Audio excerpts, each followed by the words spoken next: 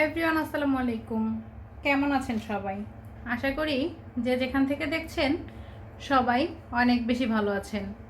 রুবাইয়াস কিচেনের নতুন এপিসোডে আপনাকে স্বাগতম। আজকে আমি আপনাদের সাথে একটা সেহরি আইটেম শেয়ার করছি। ইলিশ মাছ আর লাউয়ের কম্বিনেশনে তরকারি হলে কেমন মজা হবে তা তো বুঝতেই পারছেন। প্রথমে মাছগুলো সুন্দর করে ধুয়ে ম্যারিনেট করে নিব, তারপর আমি চলে যাব লাউ কাটতে। দিয়ে দিলাম পরিমাণ মতো লবণ, এখন দিয়ে দিব একটু হলুদ গুঁড়া,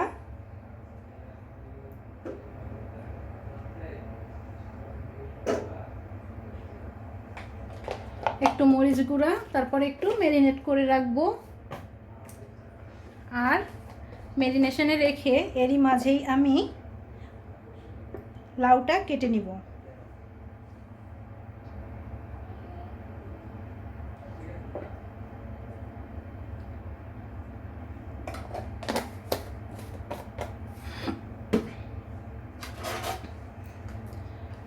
রমজান মাস, একা হাতে কাজ করে ভিডিও দিতে মন চায় না, তারপরে ভিডিও তো দিতেই হবে।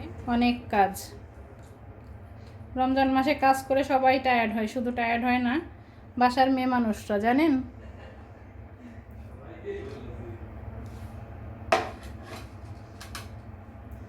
তো ম্যারিনেশন করব, এটা ম্যারিনেট হতে থাক। আর এই যে কচি টসটসা যে লাউটা দেখতে পাচ্ছেন, এই লাউটা আমি এখন অফ ক্যামেরায় কেটে আবার আসছি। ওকে, আসছি একটু পরেই। লাউটা কাটা শেষ আমার, এখন রান্না শুরু করব। চুলাটা অন করে দিলাম।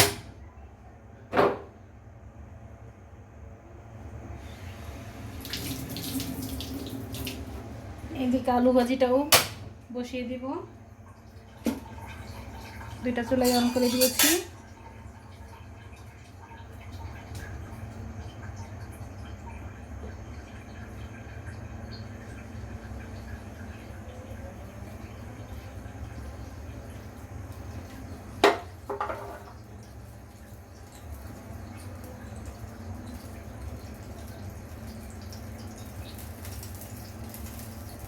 আলুগুলো সুন্দর করে কেটে ম্যারিনেটে দিয়েছি, দিয়ে দিলাম রসুন,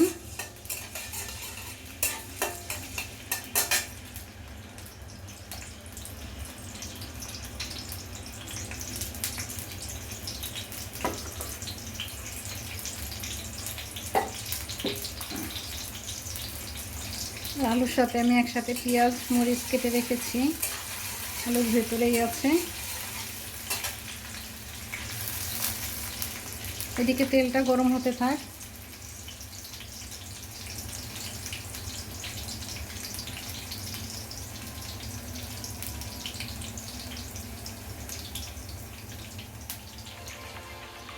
তো চলুন মাছগুলো ভেজে নেওয়া যাক। আমি এখানে মাছগুলো একটু মিডিয়াম করে ভেজে নেব, খুব বেশি কড়াও করব না, আবার হালকাও ভাজা দিব না।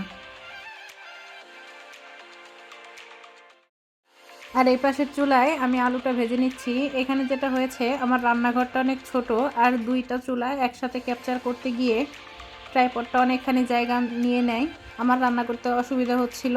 তাই আপনাদের সাথে শুধু ইলিশ মাছের রেসিপিটাই শেয়ার করছি। ইলিশ মাছটা আসলে এত মজার মাছ, যে কোনোভাবে রান্না করা হোক না কেন অনেক মজা লাগে। তো জানি আপনারা সবাই ইলিশ মাছ রান্না করতে পারেন, তারপরেও যারা নতুন রাঁধুনি আছেন এবং দেশ বিদেশে যেসব ভাই ব্রাদার নিজেই রান্না করে খান, তাদের জন্য এই রেসিপিটি অনেক বেশি উপকারী হবে। তাই ভিডিওটি না টেনে সম্পূর্ণ দেখার অনুরোধ রাখছি। রান্নার সময় ভিডিও করা কতটা কঠিন ব্যাপার, এটা শুধুমাত্র যারা চ্যানেল চালায় আর যারা রান্নার সময় ভিডিও করে তারাই জানে। একটা রান্না করতে করতে আবার এই পাশের রান্নাটা খেয়াল রাখা, ক্যামেরা খেয়াল রাখা, লাইট খেয়াল রাখা, সব কিছু মিলিয়ে যেন সুপার ট্যালেন্ট দেখাতে হয় এখানে। আর তারপরেও এত কিছু সামলে ভিডিওগুলো দেওয়া হচ্ছে আপনাদের সন্তুষ্টির জন্য। আমি জানি আপনারা আমার ভিডিওগুলো অনেক পছন্দ করেন, দেখেন, দেখে কমেন্টস করেন, লাইক করেন, শেয়ারও করেন।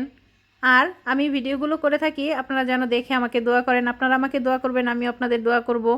আমি সবসময় দোয়া করি আপনারা যেন অনেক ভালো থাকেন।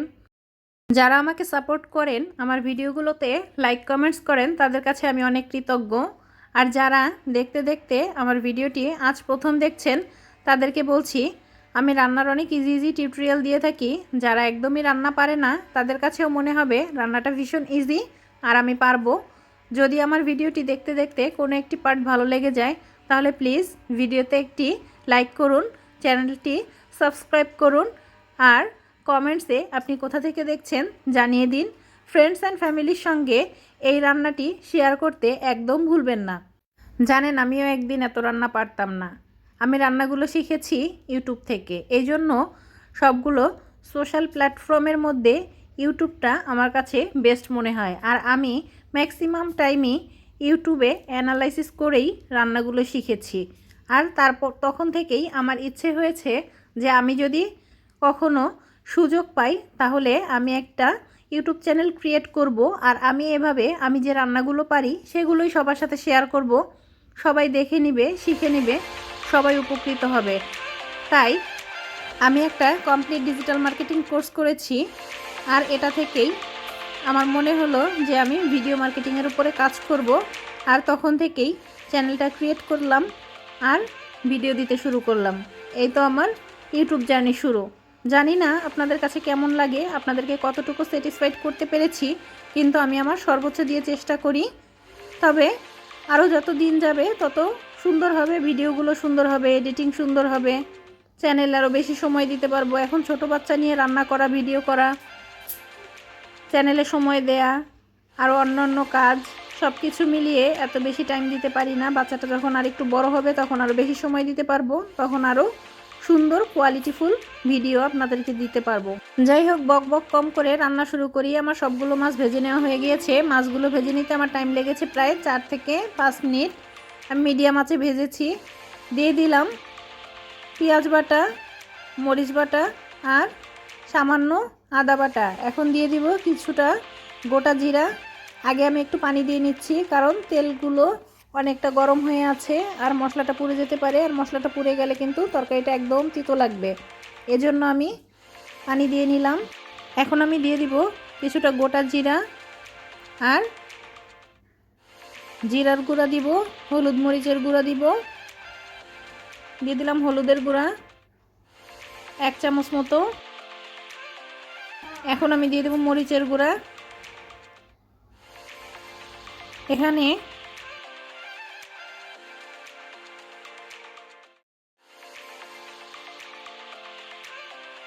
দিলাম 1 চামচ মতো জিরার গুঁড়া। এখন আমি সব মশলাগুলো সুন্দর করে কষিয়ে তার মধ্যে দিয়ে দিব লাউগুলো। দিলাম পরিমাণ মতো লবণ, আপনারা আপনাদের পরিমাণ মতো দিবেন। এই লাউগুলো এখন দিয়ে দিব।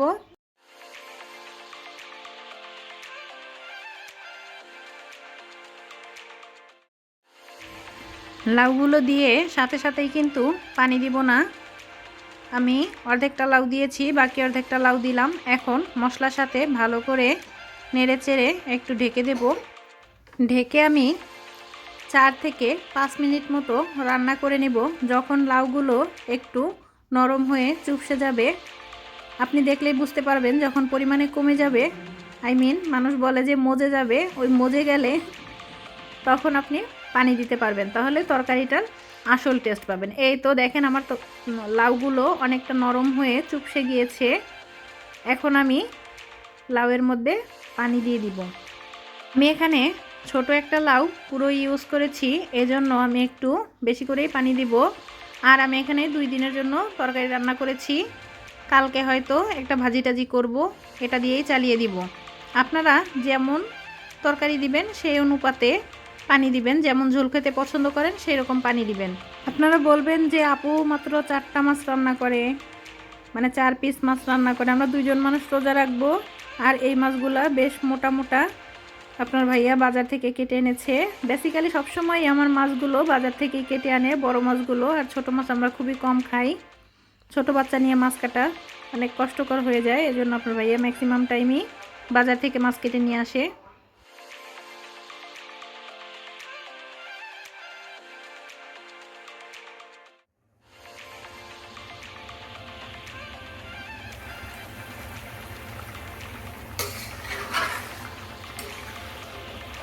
রান্নাটা অলমোস্ট হয়ে এসেছে।